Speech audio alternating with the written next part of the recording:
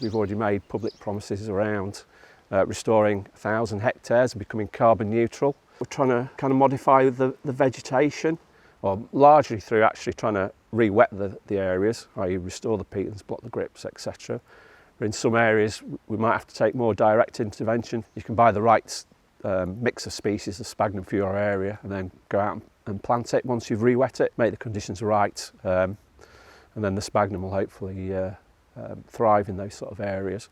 So that's kind of where we are in terms around the vegetation management and how it kind of fits in. About 45% of our water comes from upland blanket bog habitats, so we've very much focused on trying to ensure those peatland habitats are in the best possible condition they can be.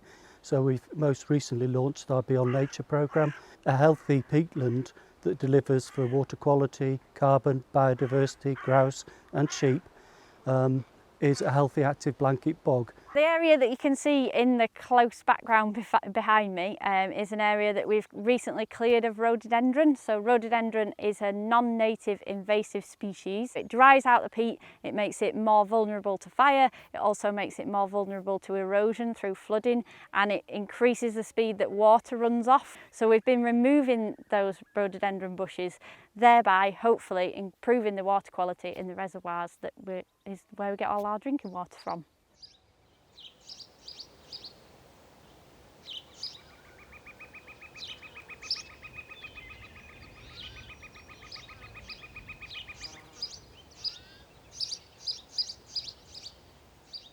I think managing woodlands is really important because as we face a climate crisis, we will see that trees are one of the most important factors in combating climate change. What you can see happening behind me is felling going on because of tree disease. One of the ways that we decided to work as conservationally minded as possible is to use horse logging rather than a more modern way of going in with a felling machine and getting it all down in one clear fell. Broadleaf trees will go back into this woodland over the next couple of years, and what you'll see over the next 50 years is a beautiful British woodland emerging here on this site. We're about 5 years into a 10-year woodland management plan. We're doing a 40% thin in the beech woodland.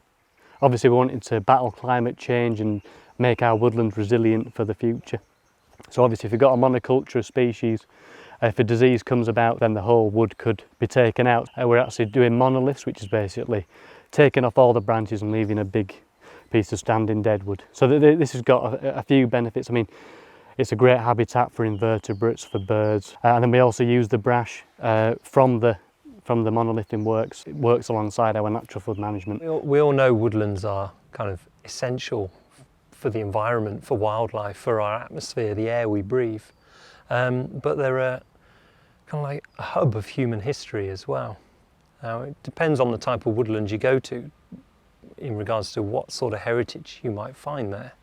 So here today we're within what's deemed an ancient woodland. It's a woodland that's been here for at least 400 years, probably much longer than that.